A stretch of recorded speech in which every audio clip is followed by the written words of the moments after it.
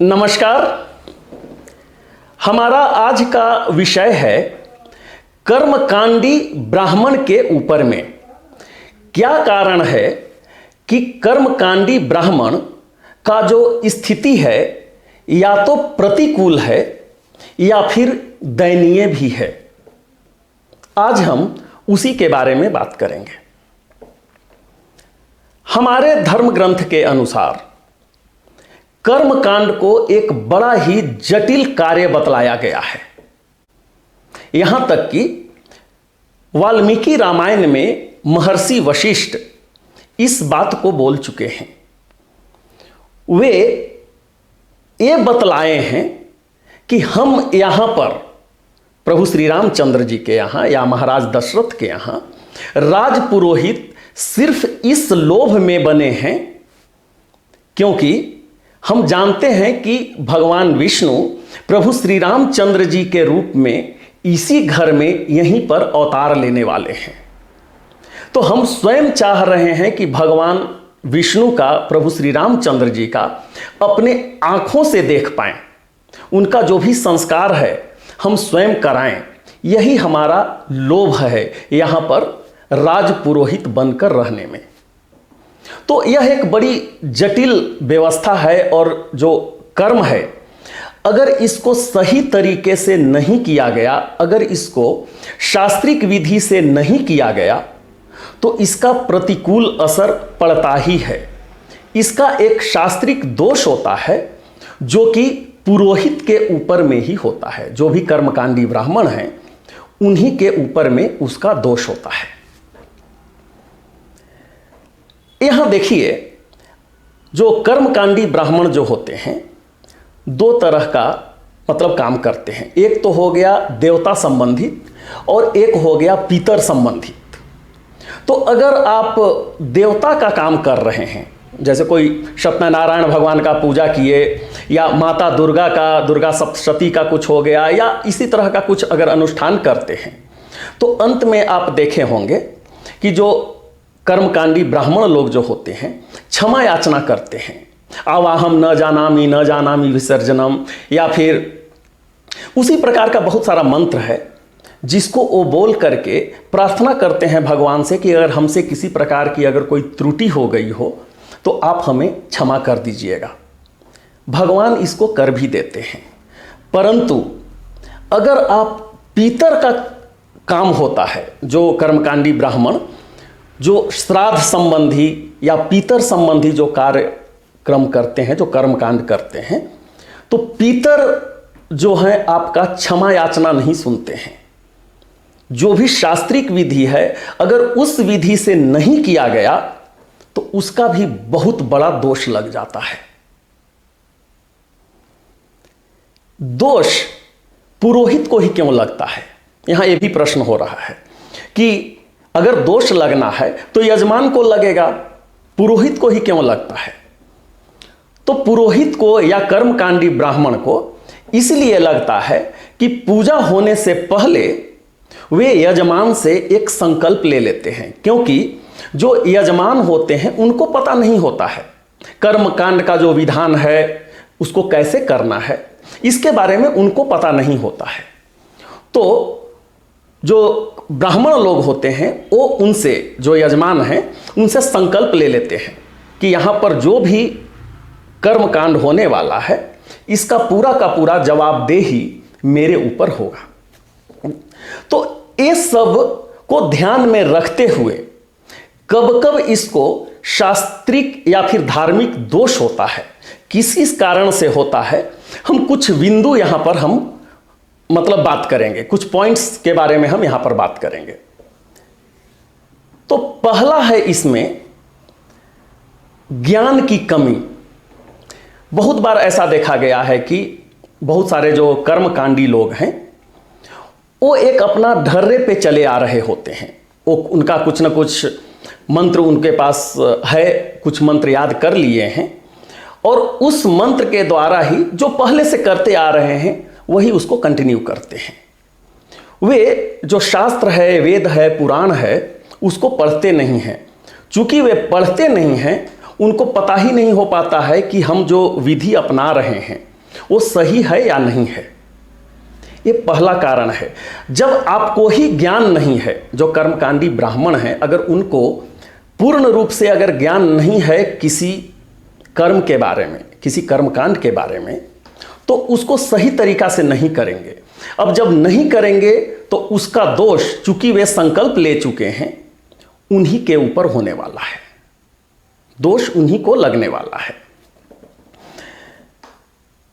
दूसरा, हमारे धर्म ग्रंथ में ऐसा भी वर्णन है कि अगर कर्मकांड के समय यजमान किसी भी कारण से जो वस्तु है, जो कि कर्मकांड के लिए जरूरी वस्तु है, पूजा पाठ के लिए जो जरूरी है, अगर वह नहीं ला पाते हैं, जो यजमान है वो उसको उपलब्ध नहीं करवा पाते हैं, तो जो पुरोहित हैं या कर्मकांडी ब्राह्मण हैं, ये उनका दायित्व बन जाता है कि वो सब सामान वहां पर जुटाएं।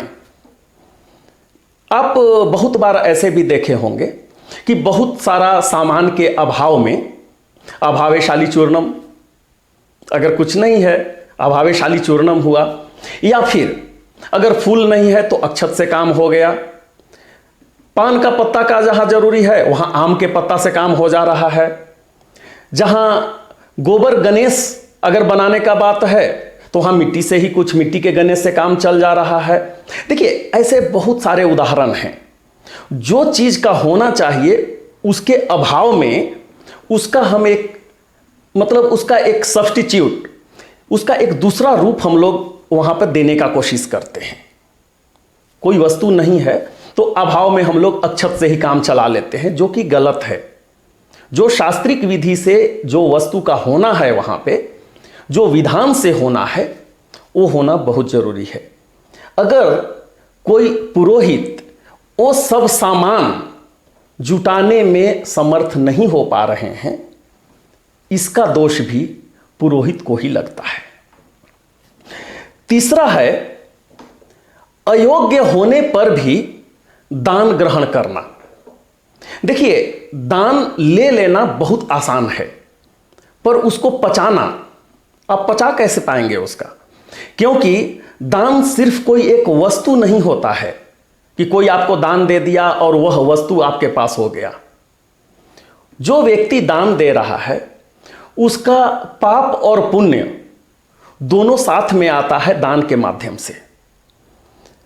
तो अगर कोई पाप अगर उस दान के माध्यम से आपके पास पहुंचता है, तो उस दान, वह जो पाप है, उसको पचाने का क्षमता आप में है या नहीं है। अगर क्षमता नहीं है तो वो दान भी नहीं लेना है। ऐसे बहुत उदाहरण हैं।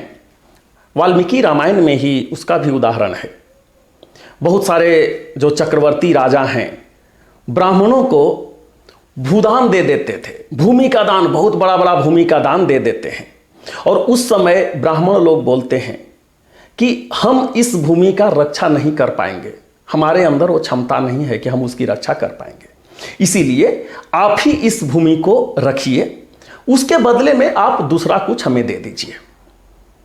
तो जो अयोग्य व्यक्ति है वह भी अगर दान ले लेते हैं, उसका भी एक दोष होता है। फिर है जो कर्मकांड होता है, चौथा, जो कर्मकांड जो होता है उसका पारितोषिक तय करना। पारितोषिक तय करने वाले हम कौन होते हैं? अगर जब हम भगवान के लिए अगर हम कुछ काम कर रहे होते हैं तो उसका मूल्य कितना है, यह तय करने वाले हम कैसे हैं? किस आधार पे हम इसको तय कर सकते हैं? जिस समय हम उसका मूल्य तय कर लेते हैं उसी समय एक दोष लग जाता है। यहां पर वर्णन ऐसा है, हमारे धर्म ग्रंथों में वर्णन ऐसा है कि इसका मूल्य भी जो यजमान हैं वही तय करते हैं। और अगर यजमान जो उसका जो मूल्य होना चाहिए, पारितोषिक जो होना चाहिए, अगर उससे कम देते हैं तो वो पूरा का पूरा दोष यजमान को लगता है। इसीलिए जो भी कर्मकांडी हैं उनको जो उसका पारितोषिक है वह नहीं पूछना चाहिए। लेकिन आज के दिन में तो यह एक बिजनेस के रूप में हो गया है। पहले ही बात कर लिया जाता है कि इस काम के लिए इतना हम लेंगे, तो जब बिजनेस हो गया तो यहां पे धर्म खत्म हो जाता है और उसका भी एक दोष लगता है।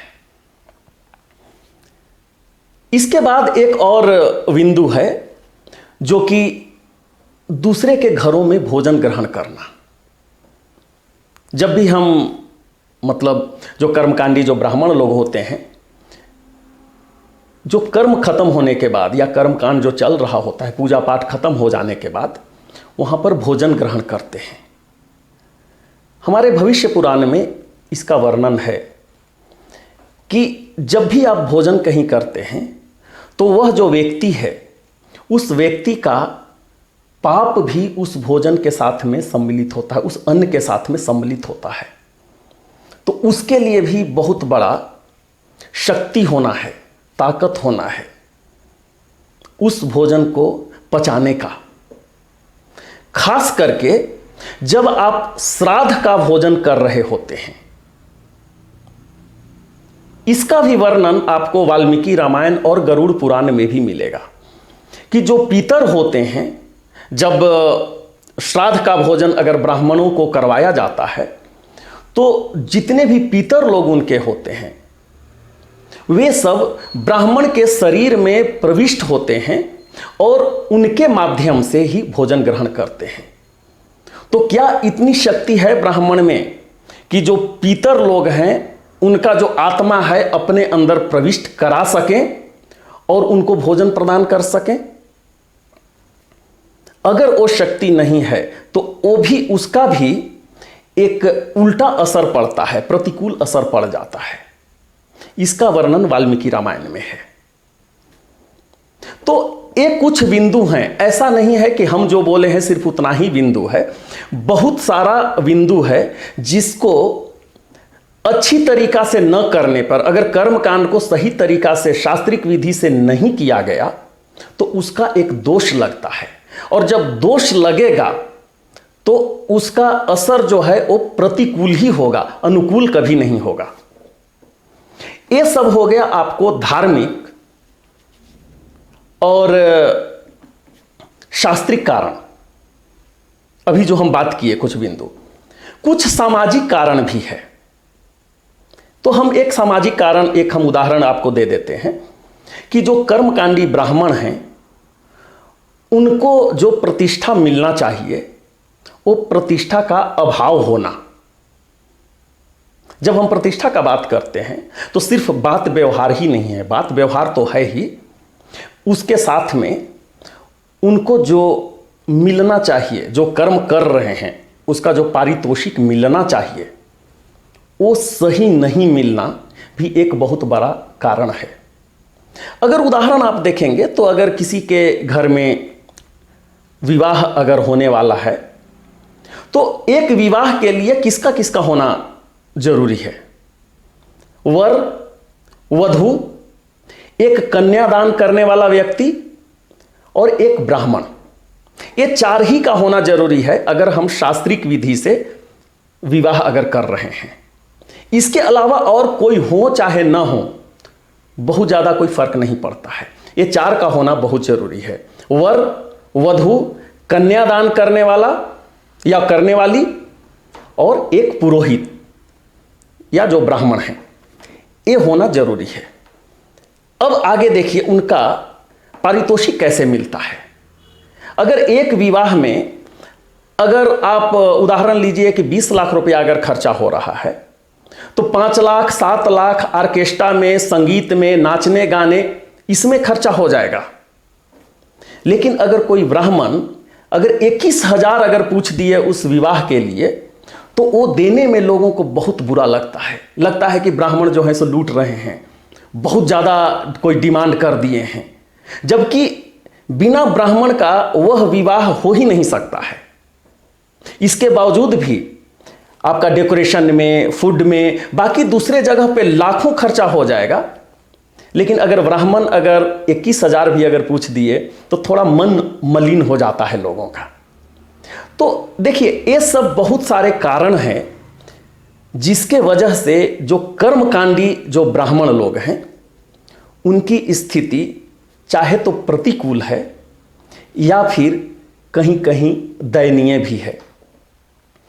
हम उम्मीद करते हैं कि यह मेरा विषय आपको पसंद आया होगा और हम चाहेंगे कि आप हमारे चैनल को सब्सक्राइब कर लीजिए। और आपको अगर कोई प्रश्न है तो आप हमारे कमेंट सेक्शन में लिखिए, हम उसका उत्तर देने का कोशिश करेंगे।